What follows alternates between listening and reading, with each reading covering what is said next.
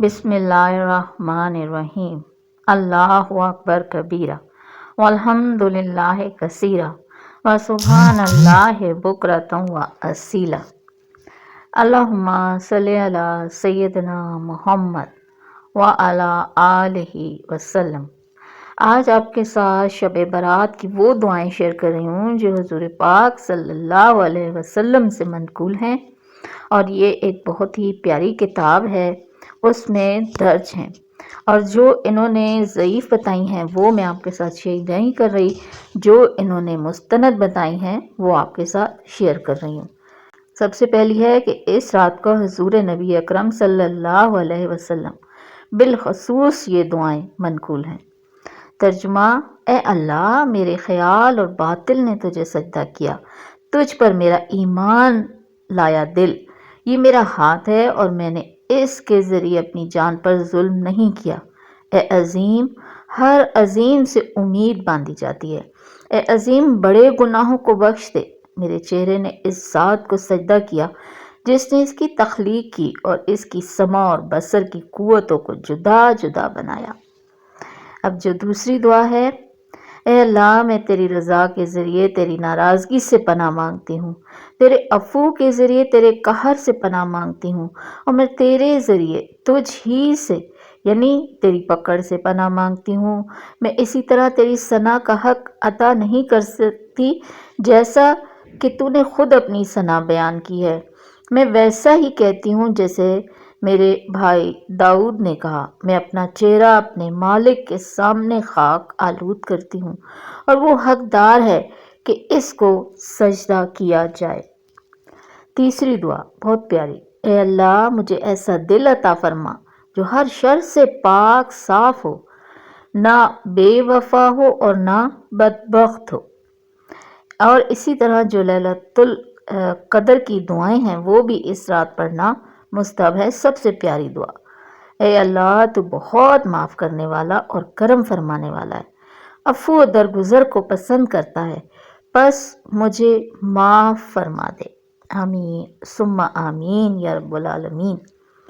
اب یہاں ہے کہ شعبان کی 14 تاریخ یعنی بعد نماز عصر آفتاب غروب ہونے کے وقت باوضو ہو کر 40 مرتبہ یہ دعا، یہ کلمات پڑھیں: لا حول ولا قوت الا باللہ العلی العظیم۔ ہم تو یہ پڑھتے رہتے ہیں الحمدللہ سب لوگ۔ اللہ تعالیٰ اس دعا کے پڑھنے والے کے 40 سال کے گناہ معاف فرما دے گا۔ سبحان اللہ سبحان اللہ۔ اب چلتے ہیں شعبان کی 15ویں شب میں سورہ بقرہ کا آخری رکوع، جو کہ ہم الحمدللہ روزانہ شام کو پڑھنے کا اہتمام فرماتے ہیں، اور ویسے بھی اس رکوع کو نماز میں بھی پڑھا جاتا ہے، تو اس کو 21 مرتبہ پڑھنا امن و سلامتی اور حفاظت جان و مال کے لیے بہت مفید ہے۔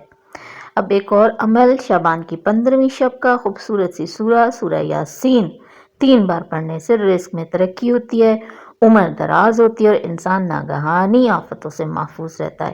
اس کا پورا ایک طریقہ بھی ہے جو مغرب کے بعد 3 نفل پڑھ کر ہر نفل کے بعد ایک ایک بار پڑھتے ہیں، اور ساتھ دعائے شعبان المعظم بھی پڑھتے ہیں، وہ بھی آپ کے ساتھ پورا شیئر کروں گی انشاءاللہ تعالی۔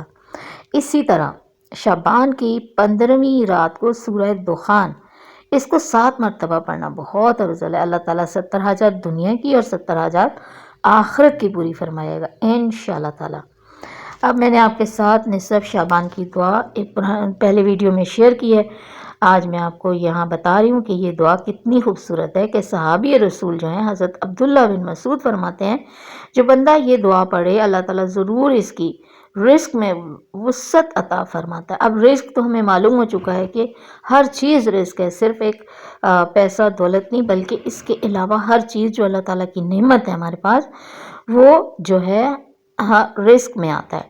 آئیے اس کا ترجمہ ضرور سنتے ہیں، کتنا پیارا ہے: اے اللہ، اے احسان کرنے والے کہ تجھ پر احسان نہیں کیا جاتا، اے بڑی شان و شوکت والے، اے فضل والے، تیرے سوا کوئی معبود نہیں، تو پریشان حالوں کا مددگار ہے، پناہ مانگنے والوں کو پناہ دینے والا ہے اور خوف زدوں کو امان دینے والا ہے۔ اے اللہ، اگر تو مجھے اپنے پاس الکتاب جو لوح محفوظ ہے اس میں بدبخت لکھ چکا ہے تو اے اللہ، پیارے اللہ، میرا نام بدبختوں میں سے مٹا دے اور مجھے اپنے پاس سعادت مند لکھ دے۔ اگر تو نے مجھے اپنے پاس کتاب میں محروم رزق میں تنگی دیا ہوا لکھ چکا ہے تو اے میرے پیارے اللہ مجھ سے میری محرومی اور تنگی رزق کو دور فرما دے، اور اپنے فضل سے مجھے اپنے پاس کتاب میں خوش بخت اور بھلائیوں کی توفیق دی ہوا تحریر فرما دے۔ بے شک تو اپنی کتاب میں فرماتا ہے، اللہ جس لکھے ہوئے کو چاہتا ہے مٹا دیتا ہے اور جسے چاہتا ہے ثبت فرما دیتا ہے، اور اسی کے پاس اصل کتاب لوح محفوظ ہے۔ کتنی پیاری دعا ہے، عربی میں سنیں، عربی میں پڑھ سکتے ہیں تو پڑھیں، نہیں تو اپنی زبان میں دعا پڑھ لیں، ضرور پڑھیں اس دعا کو۔ اس کے بعد ایک ہے جو صلاۃ الخیر کے بعد ہے، اور اس کو ضعیف کہا گیا ہے تو میں اس سے اجتناب برت رہی ہوں۔ اور ایک چیز اور ہے جو حضرت علی حضور پاک صلی اللہ علیہ وسلم کا ایک عمل بیان کرتے ہیں کہ 15 شعبان کی رات کو 14 رکعت نماز پڑھتے تھے، اور ان میں یہ صورتیں پڑھتے تھے۔ تو 14 رکعت ہیں تو 14 بار اسی طرح سے لکھا ہوا ہے کہ 14 مرتبہ سورہ فاتحہ ہو گئی، 14 مرتبہ سورہ اخلاص ہو گئی، 14 مرتبہ سورہ فلق، 14 مرتبہ سورہ ناس، اور ایک مرتبہ آیت الکرسی، ایک مرتبہ سورہ توبہ کی آیت نمبر 128 سے 129۔ اور اس نماز کو فراغت پانے کے بعد حضرت علی نے اس عمل کے بارے میں پوچھا جو آپ کو ادا کرتے دیکھا، تو آپ نے فرمایا کہ جس کسی نے اسی طرح کا عمل کیا جو آپ نے دیکھا تو اس کے لیے 20 مقبول حج کا ثواب لکھ دیا جاتا ہے، اور 20 سال کے مقبول روزوں کا ثواب لکھ دیا جاتا ہے، اور اگر اس دن روزہ بھی رکھے تو اس کے لیے 2 سال کے روزوں کی طرح ہے، 1 سال کے گزشتہ اور 1 سال آنے والوں کے روزوں کے برابر۔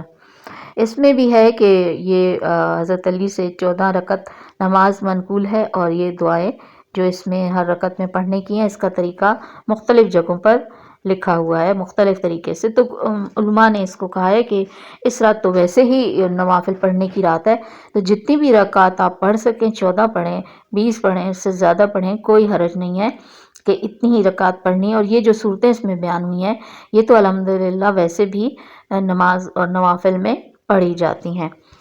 تو امید ہے کہ آپ کو جو ہے یہ بہت پسند آیا ہوگا، اور اس کو آگے بھی شیئر کریں اور خود بھی اس پر عمل کرنے کی کوشش کریں، تو انشاءاللہ تعالی ہم سب کو اس رات کی پوری رحمت و برکتیں حاصل کرنے والا بنا دے۔ آمین ثم آمین یا رب العالمین۔